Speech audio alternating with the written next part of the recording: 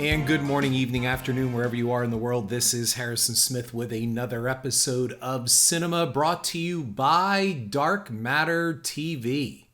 Dark Matter TV is a streaming platform where you can find not just current genre entertainment in horror, sci-fi, thriller, and action, but also classic content that takes you back to the great old days of late night cable and finding those cult and classic films that they just don't make anymore. Available for download on Android or Apple, or visit darkmattertv.com. It's free, it's fun, and it's gonna grow. I've covered a lot of topics on this podcast, and whether it's the cynicism of individual movies, filmmakers, or looking at things in a historical context, one of the things I thought I would touch on is create almost like this sub-series, this very limited sub-series on my own career and my experience growing up with cinema and not even realizing that I did. And most of all, when I finally became a professional filmmaker, the goal to stay away from that. And for those of you that are out there right now working on your own projects, whether you're 15 or you're 35 or 55, and you're trying to break into this industry, obviously, as people will tell you all the time, and you're probably sick of hearing people tell you all the time, it's just not easy to get into this. So while my high school yearbook statement for my senior year, where you have where it lists your nicknames and your goals and hopes for the future, it says in my high school yearbook that I want to become a filmmaker, and arrogantly enough, I want to be the next Steven Spielberg. I don't know why I said that, other than the only excuse I have is I was 16 when I wrote it. I wanted to make movies since I was 8 years old. I've always loved movies. I've talked about that many times, not only in interviews, but also as well in previous podcasts. And movies were an escape for me from a pretty lousy early childhood. I mean, once I started to hit around 6th grade, things got a whole lot better. But it was pretty rough going up until that point, and in which I made a movie about it, my first film, The Fields, which I did not direct, and has certain elements of cinema all on its own. So I thought for this first episode of this sub-series, I'd go back and look at how I got involved in this, and most of all, why. And I guess that's part of it too. For those of you that want to write, for those of you that are writing and you are making films or you want to make films, I'm going to ask you the very simple question, and that is, why? Now, with education, the standard answer, which has become pretty much a trope or cliche, is when somebody is asked, why do you want to be a teacher? The first immediate answer is, well, to make a difference. And that sounds really good on the surface, but what do you mean to make a difference? Do you mean to change the course of human history, to make things better? It's a very general term, and I get it. It's a very positive term, and it's one of those things where you say, well, I don't know, how do you argue with that? What is it that you really want to do? I have to go back to when I was 8 years old. I was taken to see Jaws by my mother. Now, I was 8. By today's standards and outrage cancel culture standards, my mother should be arrested for doing such a feat. I was not a Disney kid. When I grew up, I didn't want to watch Herbie, and I didn't want to watch the cartoons. I mean, I loved Bugs Bunny, but I wasn't a Disney kid, and I didn't get into it, and I wasn't all that enchanted, I guess, with Disney. But I loved scary movies, and that's because of my grandmother. My grandmother is, I'll tell you, one of the best things about my first film, The Fields, is Cloris Leachman and her portrayal of my grandmother Gladys. Because I'm telling you, when you watch that film, that's exactly how my grandmother was. And I've said numerous times, watching Cloris's performance in The Fields is about the closest I'm ever going to get to having my grandmother alive again. Going to my grandmother's farm in the early 70s was a respite from some pretty unpleasant stuff. And one of the things my grandmother loved to do was watch scary movies. And I am not kidding. By the time I was 7, 8 years old, I knew who Peter Lorre was, and Boris Karloff, and Bela Lugosi, and Vincent Price. I had watched all these films, especially the classic black and white Universal monster movies. And Saturday afternoons were creature double features and Dr. Shock out of Philadelphia. And my grandmother would sit there, cigarette in hand in her chair. And especially I loved the rainy afternoons when you couldn't go outside to play anyway, because she had this really cool farm surrounded by cornfields. One of the greatest things was just to sit there and watch these movies with her. And she would tell me all kinds of things about the actors and what she knew and what she had read. And I always said my grandmother was kind of like the living internet before the internet was born, because for someone that really never left her house and really had very little access to the outside world other than television and TV nightly news, my grandmother knew a lot of shit. And she would just tell me all kinds of great stories about these actors and Karloff and Lugosi. And it was just fantastic and a lot of fun. I really started getting into watching scary films. And The Fields focuses on the fact that I was terrified of Charles Manson because, well, he was a real monster. And my grandmother would also narrate the nightly news, especially at the time. They had caught Manson, I believe, in 1969, and I was only about 2 years old at that time. But by 1973, 1974, they had commuted his death sentence to a life sentence. And he and the girls were getting a lot of press. And so when he would show up on the news, and then Helter Skelter was going into production, the film version of the best-selling book, monsters or horror had a whole different face. And if you watch the movie The Fields, the face of that monster to me was Charles Manson. And then in 1975, Jaws was released. And it was an advertising media blitz all over television. And it's probably hard for some present day people to understand with no internet. It was in the newspapers because you would open up the paper and there would be a movie section. And the theaters, whether they were the chains or local theaters, all put in display ads showing the artwork of the films. And I remember the shark coming up under that girl, that artwork. And then the advertising started on television and the commercials and the music. And I was hooked. I was fascinated. I needed to see this movie. My mother had read the book and she wanted to see the film. My mother wasn't really a horror person, but she did like a lot of the intense stuff. And I begged my mother, please take me to see this. Please take me to see this. And she relented. And we both went to East Stroudsburg to a place called the Grand Theater. And we stood in line. And the line was long. And that was one of the first impressions for filmmaking to me. Because keep in mind, up until that point, I had seen a handful of movies in theaters, all of them child films. Benji, at that time, Charlotte's Web. I'm old enough to say that I saw the Hanna-Barbera original animated Charlotte's Web in movie theaters. I think the scariest thing I had seen in a movie theater at that time was one of those Sun Classic documentaries called Beyond and Back about life after death. I think that might be the scariest thing. I saw all my horror on television. So for me to approach a movie theater and to see a line stretching from the box office back, and we had to stand in line just to get our tickets, that was a big impression on me. And it's like, wow, all these people are standing outside just to watch this movie. And then as you got closer, the poster was in the poster case, and I just stood transfixed looking at this poster and that artwork. There was an element of magic for the very first time of seeing a movie like this in theaters. And there was probably that element too that I was all grown up. Jaws, if you don't know or don't remember, was rated PG back in the day. And there are some people that find that amazing to believe that really a movie like that with the severed leg floating to the bottom and stuff like that and Quint's death should have been an R. However, it was PG. So my mom, who had read the book, and America was caught up in Jaws mania, agreed to take me. And like I said, I just felt it was something incredible. And we got in the theater and I got my popcorn and sat next to my mom and I watched this movie play out. And it is the first time that I remember being so conscious in a movie theater of such an interactive audience. People screaming and shouting, yelling, and then at the end, standing up and applauding. That was the very first time I saw a feature film in theaters where the audience gave it a standing ovation and cheered it.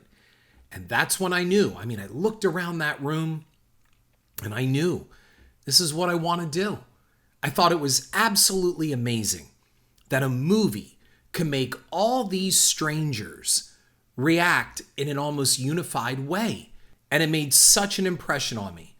And my mother said when we got out in the parking lot, she had asked me, what did you think of the movie? And I told her I loved it. It was terrific. But then I told her, I want to do that. I want to make movies. My mom, being who she was like, okay, well, if that's what you think you want to do, probably thinking, the kid when he was in kindergarten wanted to be an archaeologist and dig up dinosaurs. And, now he wants to make movies. Okay. But I never shook it. It's what I always wanted to do. So what is it? Why did I want to do this? I can tell you this. It wasn't because I thought I could become rich. Understand that Spielberg was just starting down the road to becoming a household name, and Spielberg. He would dominate the 80s, and I was like 8 years old. Nobody really knew of Steven Spielberg at this time. So it wasn't for me like, I want to be like Steven Spielberg. At that time, probably I wasn't even aware of the guy who directed it. All I knew was I wanted to make movies that would make people react the way that they did in that theater. So from there on out, I threw myself deeper into that industry. I watched everything I could on movies and making of movies because we had just got HBO and they were showing, as it was very brief supplemental stuff in between films. They would show some very crude making of the movies, and you really didn't glean a lot out of them. And there weren't really many books on how to do it. There were no filmmaking books or your screenplay sucks or how to write a screenplay or nothing like that. And there certainly were no internet subsidies in the way of YouTube or TikTok or any type of online tutorials or information. You were kind of on your own. But I did know this is what I wanted to do. So in asking me, what is it that you wanted to do as a filmmaker to achieve? I guess that's still it, folks. I just want to entertain people. There is nothing like watching a movie with a fresh new audience. And I'm telling you, I could watch Raiders of the Lost Ark for the 50th time, as long as that audience is new and there were people that go, I have never seen this before. Because I feed off of that reaction. I love when I watch somebody else enjoying a movie. It is something that truly, one of the few things in my life, I'm here to admit right now, it's one of the few things that truly gives me joy, is watching the reaction of people enjoying a movie and reacting to it. I love it. Even though I may have seen that film 50 times, even though it may be my own movie, I love when people react. And I can't wait for their feedback. And that could be negative or positive. It's always preferable if it's positive, but I just can't wait to hear about it. I guess before we go on with this, does it make a difference? I mean, Jaws made a difference. And I've often said, being a former educator, making movies isn't really going to change anybody's life. Camp Dread will not alter the course of someone's life or future. You made a movie, you get some fans that say, hey, I loved it, you're a great filmmaker, whatever. That's all very nice, and I appreciate it. I truly do. But in the end, it's just one more film that joins the dustbin of many, many other films. And even now, you're starting to see it. Now that I've grown older, you've got people that have never seen Jaws, or they don't even know who Steven Spielberg is. And being in the horror field, even more, when you go to conventions or you talk with horror fans, and some of them, they profess that they are horror experts, and they don't even know that the original Halloween was in 1978. Like, they don't know that. They just think that Rob Zombie's Halloween was the original one. It's just a reminder of your own mortality. And so I think another reason why I decided to go into film is because in some way, you're kind of immortal. I mean, that is why I think so many people take celebrity deaths so hard. And that is, they aren't supposed to die. They're always supposed to remain young forever. and they don't grow old. And, when you see them and your mind has, look, for me, Harrison Ford is always Han Solo. He's always Indiana Jones. So when you see him in the latest Star Wars film with his gray hair and his drooping face, and you almost find it unacceptable. And the reason why we find it unacceptable is, I'm even going to give the benefit of the doubt here, that it's not so much that we are just so shallow and superficial that people just can't grow old. But the fact is that it's a reminder of how old we've become and that we too are growing old. Watching Harrison Ford in The Force Awakens or even in The Rise of Skywalker is an entirely different experience than munching on popcorn and seeing him on the screen in The Empire Strikes Back, which I saw under entirely different circumstances, under an entirely different age. When these celebrities grow old and they die, it's a marker for us to let us know that things do change and all things end. So I guess I stop here in the podcast to ask again, why do you want to make movies? What is it that you want to do? Why do you want to act? Why do you want to write? By the age of 10, I got my first film camera. It was a silent Super 8 Kodak camera. No sound, hence the word silent. And I got it because my uncle knew I wanted to make movies and my grandparents wanted to get me a movie camera, and they were still quite expensive at that time. My uncle's story is that he was in a bar during a snowstorm and a trucker came in, and I guess either he wasn't going to make his run or whatever, but he said, "Hey, I have some film cameras, out in the back bed. Anybody want to buy them? They're going cheap." My uncle said he bought the camera for $5, a brand new Kodak Super 8. I never knew that story for years later. But when I opened that up on Christmas morning, I thought the heavens had opened and God had shined on me. I was going to start making movies. I didn't know what I was going to make. And most of all, it didn't have any sound. Here's the part where you're probably asking, what does this have to do with a cinema episode? You could have just made junk. You get a film camera. I understood now that I had to go out and buy cartridges of film. It didn't come in spools. You had to actually buy a cartridge of film. You inserted it into the back of the camera.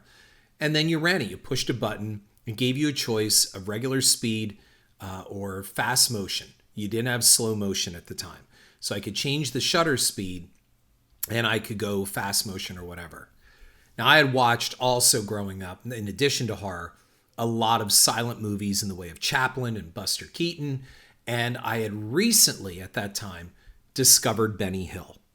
And I loved Benny Hill's movies. And I think the reason why is because much of the other Benny Hill humor, his skits, his singing, his stage shows that were videotaped on his show, kind of went over my head for the age I was. What I did understand is, if you want to see some boobies or some cute girls in their underwear getting their dresses ripped off, Benny Hill was the place to go.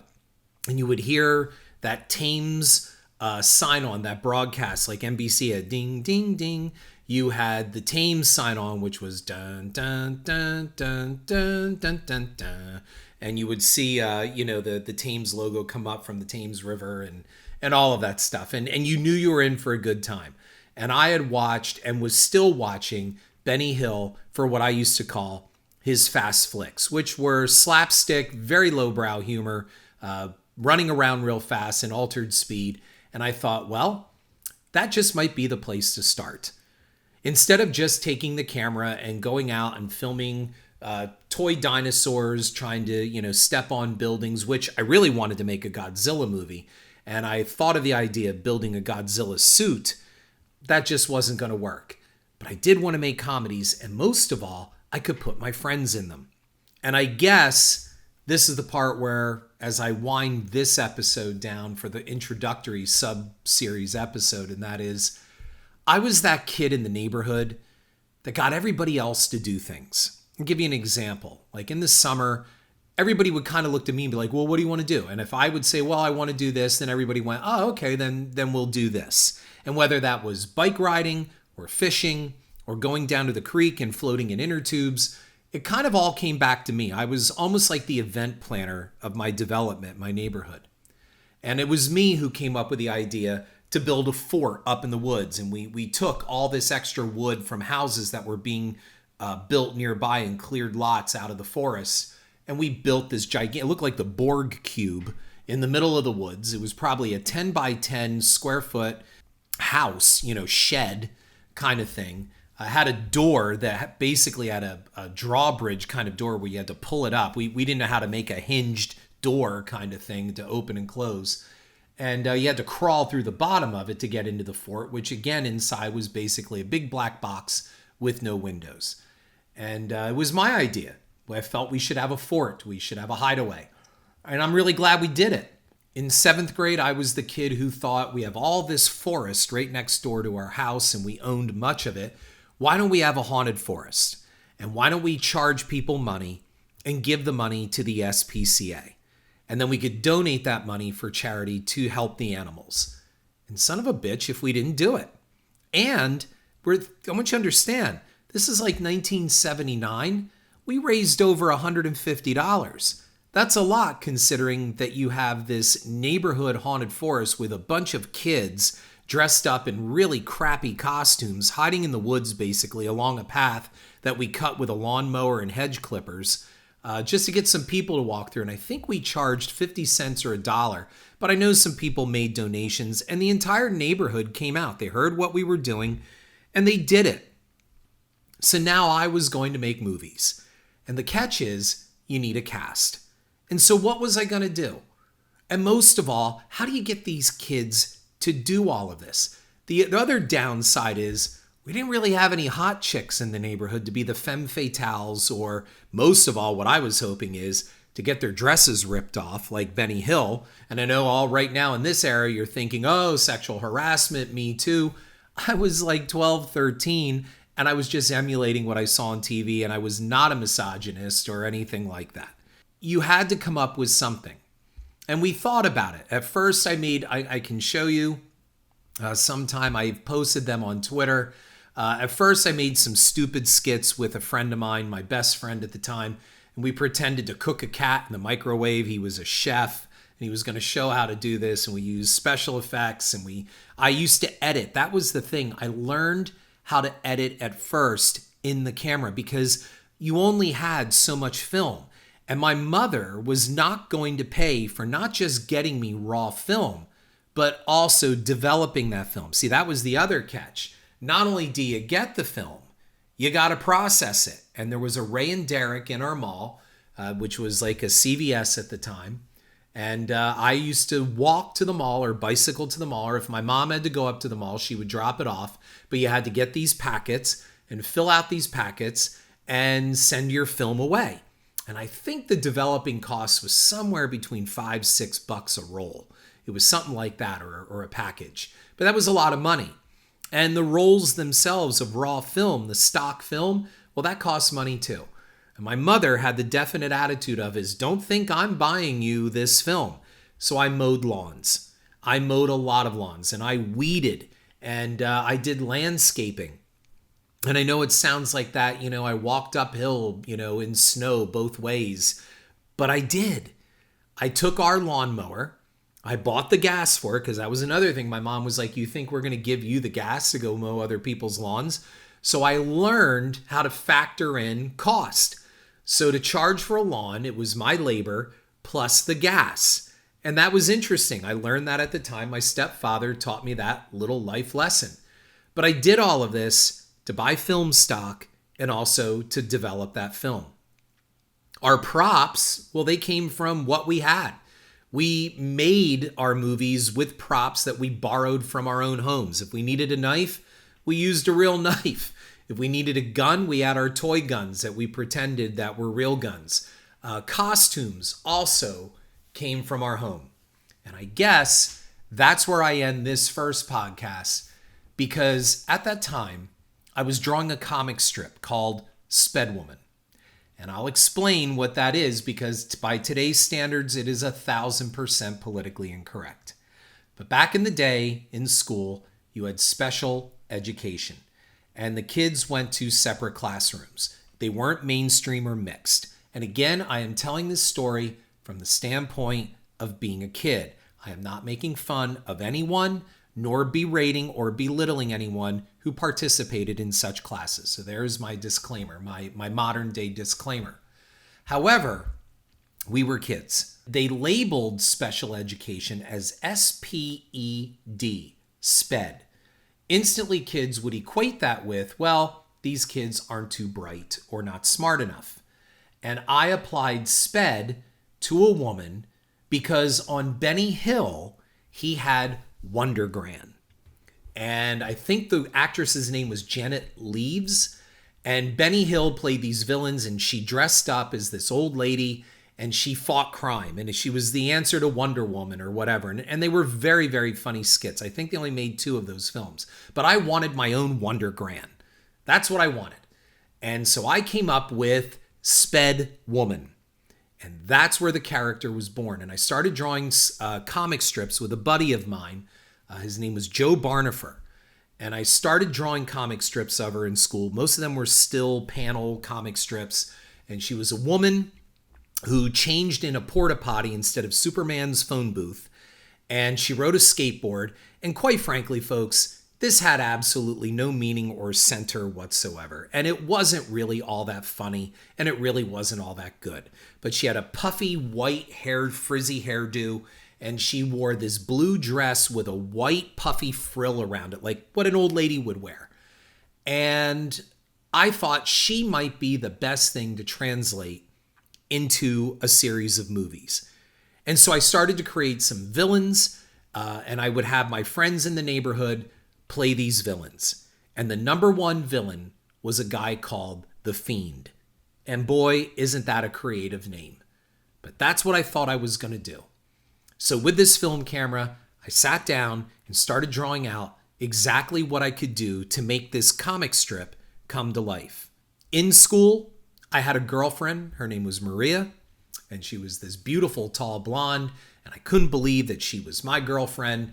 And I had discovered the world of girls, very hard-hitting, make-out sessions, the whole thing. I was this little Romeo with Maria, and she hated Sped Woman with a passion. She thought it was offensive, she thought it was stupid, and most convicting, she did not think it was funny. So when she heard that I was going to turn this into a series of films, she really started to lay the threats down on me. I don't know if I can date a guy that makes this kind of silliness and stupidity.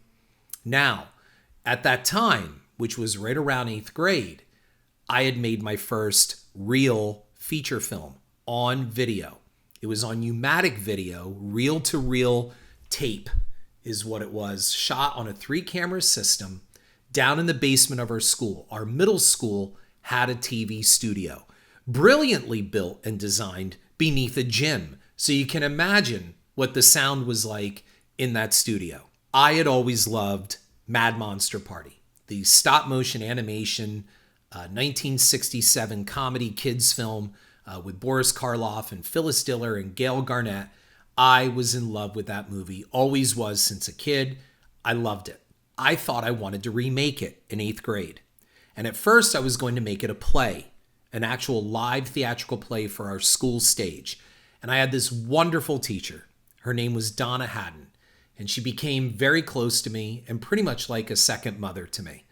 And she, I guess, saw my talent, saw something in me, and she encouraged all of this. And she said to me one day while we were walking out on the playground, I took time away from playing with my friends to go over and proposition her because Mrs. Haddon ran what was called an exploratory. At the end of the day, you had a free class called Exploratory where teachers basically indulged their own hobbies and shared them with their students.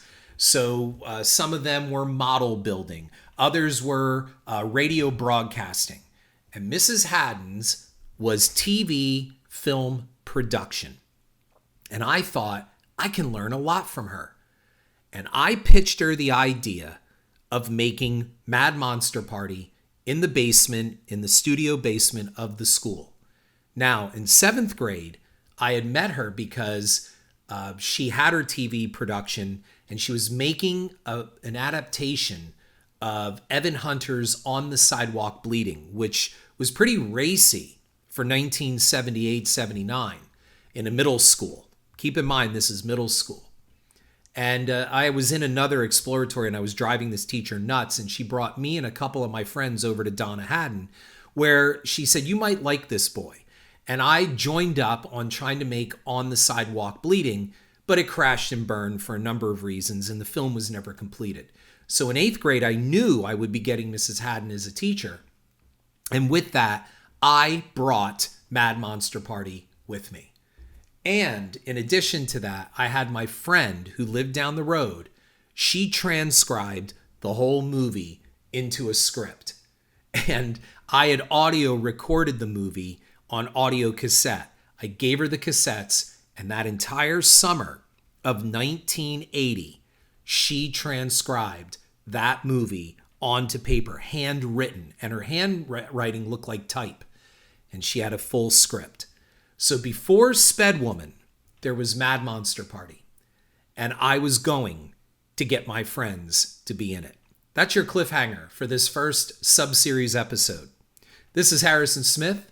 I'll be back next week to tell you where it went from there. Thank you for listening, and I hope you are safe wherever in the world you are. Thank you. Check out my cinema blog on horrorfuel.net and download Dark Matter TV for your Apple or Android devices.